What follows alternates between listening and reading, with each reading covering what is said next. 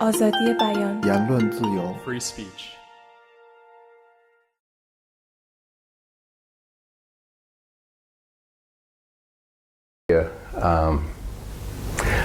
I guess what I have to say is, come this April, 3 months from now, I will have been in Washington 50 years.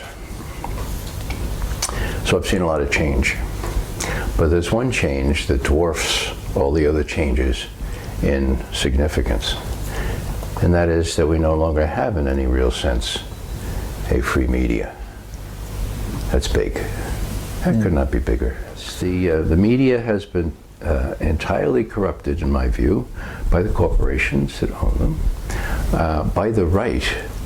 I'm talking of the right-wing people in our country who, after Nixon was virtually impeached, when he had to leave, they were hell-bent and determined that would never happen again. And so when President Reagan was in similar straits, having lied through his teeth about his knowledge of Iran-Contra, okay, and he was susceptible of impeachment, the right wing created this incredible propaganda apparatus, now reflected in Fox News and so forth, and the left, what did the left do? Oh, the left is confident that the truth will out. You know, there's no need to invest money or time in this. So we know we're right, and so let these rightists. Even that information, the New York Times had chosen as a paper to withhold from the public for 14 months. You take 14 months back from December 2005. That's prior to the 2004 elections.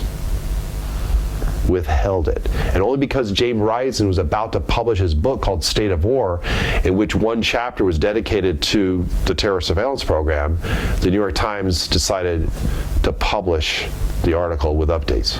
The media are interested in sales. Journalists are interested in getting attention. Some are more diligent than others in pursuing this, but the incredible lemming-like repeat, and can't possibly have gone back to see if it was done right the first time, definitely doesn't have access to the sources. The journalists don't reveal the sources, so whoever picks it up the second time has got something quite a lot worse than hearsay.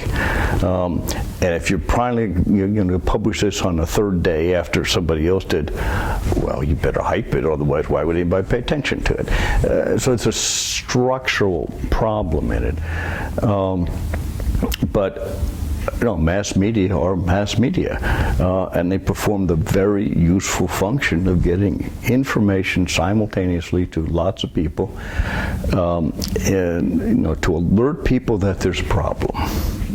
Making people overly scared, I don't think is generally a good thing to do, whatever they're making them scared about. Terrorism, biological agents, medical waste, spread of disease, that there's very little that is potentially injurious to people that doesn't come across in ways that are more alarming than is appropriate. But if you didn't know this problem exists even as a potential problem, well, yeah, you're right to get concerned about it.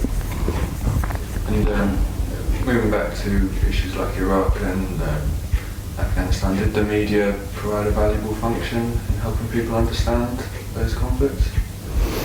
I think the answer is yes.